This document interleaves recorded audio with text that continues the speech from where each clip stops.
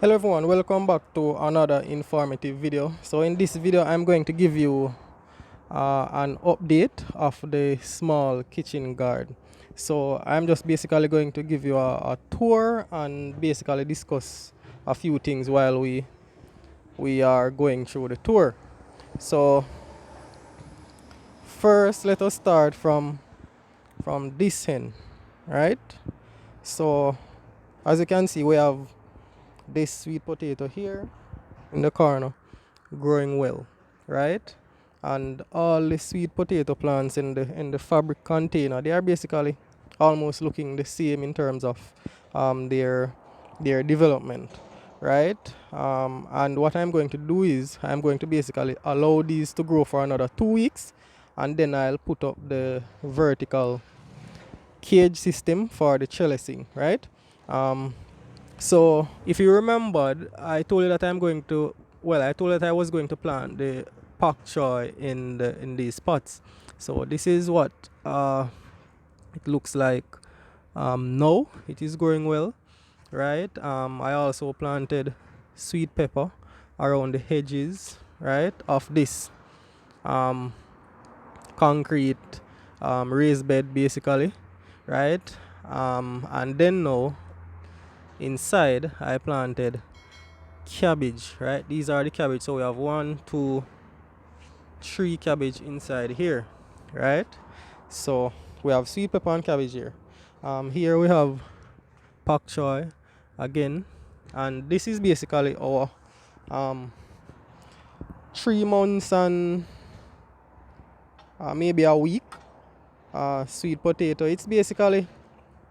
We're still putting out new leaves, and as you know by now, some leaves will basically get chlorotic and die, and that is basically in an effort by the plant to translocate sugars to the developing tuber. And please remember also that you can have what we call leaf senescence that can also be caused from other stress factors like disease, fungal disease, and so on. Let us move on to this fabric container. In this fabric container, let me go over on this side. Right, so this is the angle we are at now, right? So this container has in beetroot, right? I know it might be a little what I would say overpopulated, right? So what I might do eventually is basically thin out this beetroot population, right, to allow for like decent size tuber development, right? So that is basically the beetroot there. And as you know, I told you that I'm basically going to plant sweet potato along the borders, right, as a like a barrier crop to mainly break the intensity of the sun. So as you can see, all of them growing well, right? All of them growing well basically, right? And remember, all of these were planted from um, stem cuttings, asexual propagation, right? Um, and that is the other one. So in the middle bed, what we have here is we have callaloo, right? Callaloo, and it is basically intercrop with cabbage, right? Because I didn't want to waste my cabbage seedlings, right? So when I planted the callaloo seedlings, I realized that I have good amount of space to plant the cabbage, right? And beside it I have the marigold, which is something I planted for insect repellent, right? So the idea behind this is with the callaloo and the cabbage, the callaloo will definitely grow taller than the cabbage and provide some amount of shade. So in everything I do in this small kitchen garden, it is more like a like tactical moves, right, to protect plants that are more sensitive to higher intensity sunlight, right? So as I said, the cabbage is being protected by the canopy of the callaloo, and as you can see, the canopy is already forming, right? over the cabbage already, and that is how it is consistently right throughout this bed, right? And as you can see, the callaloo, they are growing well, right? They are growing well. I basically did the transplanting maybe about 2 days now, right? And when we go over here now, this is the bed. Remember this raised bed here that I added this board to basically raise the height of the height and the depth of the soil, right? So we have the tomato here, and as you can see, the tomato, it is looking very beautiful. I must say, it is looking very beautiful. This is the advantage and the benefit you get from, tell me, you get from growing a healthy seedling, or starting with a healthy seedling. And of course, in between it now I had space, so I planted a pak choy there, right? And this here is a chili pepper, right? I haven't planted many chili peppers, roughly maybe about two. This here is a pineapple. There's another chili pepper in the container, right? And here we have a few more cabbage, right? Here we have a few more cabbage. And we have a tomato in the container, right? And of course we have aloe vera. So this is our aloe vera and another marigold plant there. And as you can see, I have 3 lettuce, right? I have 3 lettuce plant right there growing okay so far. And then I did some mint cuttings. I basically start these off in water, right?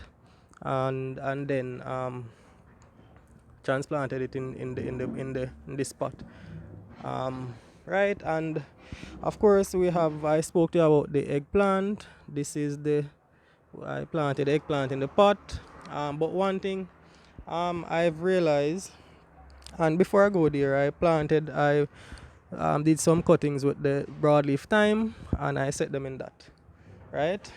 And here's another callaloo. So we have another eggplant here, right? So remember I told you I was going to plant eggplant in all of these spots on this side, right? But what I've realized is that with the eggplant, it started to flower already, and you don't want your plant to start flower at such what I would say, in terms of physically looking at it, it hasn't developed properly vegetatively as yet. So what I'm thinking is that these seedlings that I got, specifically the eggplant, maybe it was in the nursery for a very long time, and when it is in the nursery and confined in the root system is confined in a very small space, getting small amount of nutrients, maybe exposed to other stress factors, they will tend to want to flower early, right? So now that I planted them, they started to flower.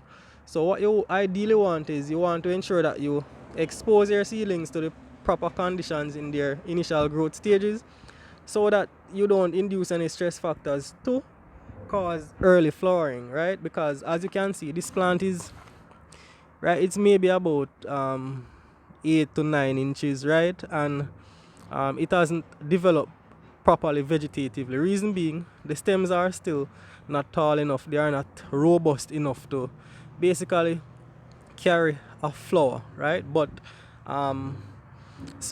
but it is doing its thing. Let us watch and see what will happen. At least I'll give you updates on that, right? And in here now, we basically have the celery, right?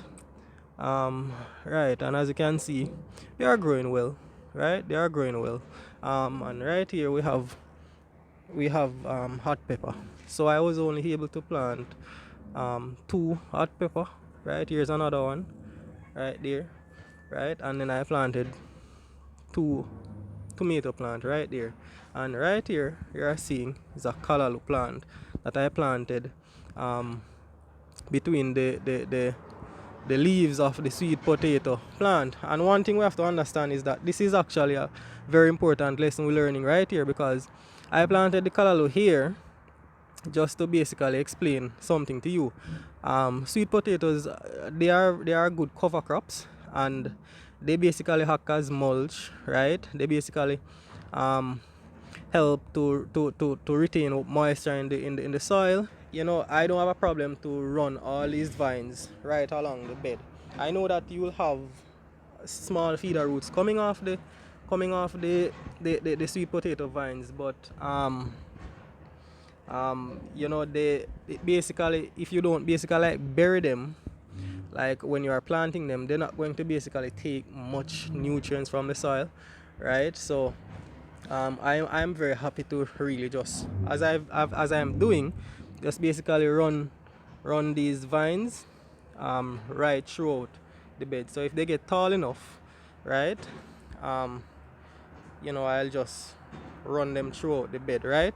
um, and this is the other potato, right, and the eggplant. So another thing that I want to show you is um, so if you look closely, um, you will see difference in color, right, of some particles. So this that you're looking at, this is actually um, chicken manure that I bought in. It is in granular form, right? Hence you see it looking like that. So this is actually the first set of fertilizer that I have added to the seed to these seedlings, right, or to these plants. And I want to basically show you how I care for them nutritionally right throughout their life. So just to give you heads up, that is basically the first fertilizer that I've used, right? And I've also used another one. I'm going to show you. Let me show you what I've used. I have a little bucket here that I keep some stuff, right? So right, so this is the I'm going to actually show you a clip. This look like, you know, it looks like the actual chicken litter that you take out of the chicken coop, right? So as you can see, it looks like it. So this was just a big clump that I found in the bag, and I just started to look at it, and it looks like the actual chicken litter. So it is actually it is organic. It smells organic, right? It has a strong smell. I know I have to wash my hands clean when I'm finished. So I just wanted to show you that, right?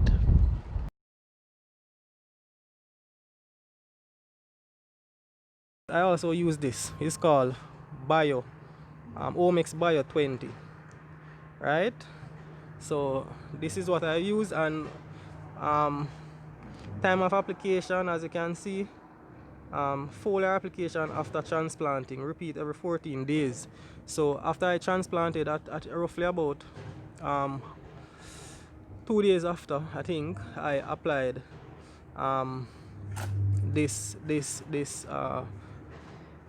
fertilizer. It's a soluble liquid fertilizer, right? um, so that is all I've added. That is all I've added so far, right? Right, so yeah, so I've added the Omex bio, and the chicken manure. So what something else I want to show you is that the cabbage, something is biting the leaf, and I realized this roughly about when I transplanted it.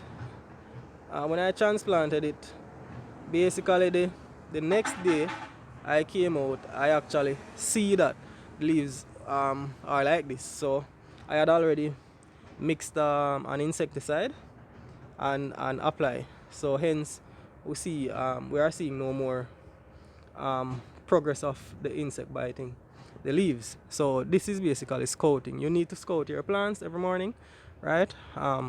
and then you will observe these things. Of course, I have some more seedlings, right? And what I'm going to do is, these are left over. I'm going to take some, bring some back to Miss Solomon, the lady that I got some of the seedlings from, as you know, and then I'll keep some, right? And just for like maybe replanting purposes, but based on how far these plants are now, I don't see them basically dying, right? Unless something come and heat them. But yeah, as you know, this is basically scallion, right? And as you can see, I have young plants coming up because I had populated the spaces with seeds. So I have some larger scallion, and I have some smaller ones coming up. So this is basically it, and that sweet potato basically I'm going to basically reap it soon, right? Maybe I'll just dig around and take out the larger tubers, right? And leave it, allow it to continue to grow. So this is where I am. As I said, I'm not going to leave you out of any of my activities in the small garden, right? As you can see, it is looking really green already, right? And if you have any questions, any comments, please put them in the comments here, and please remember to subscribe to my channel. Bye bye.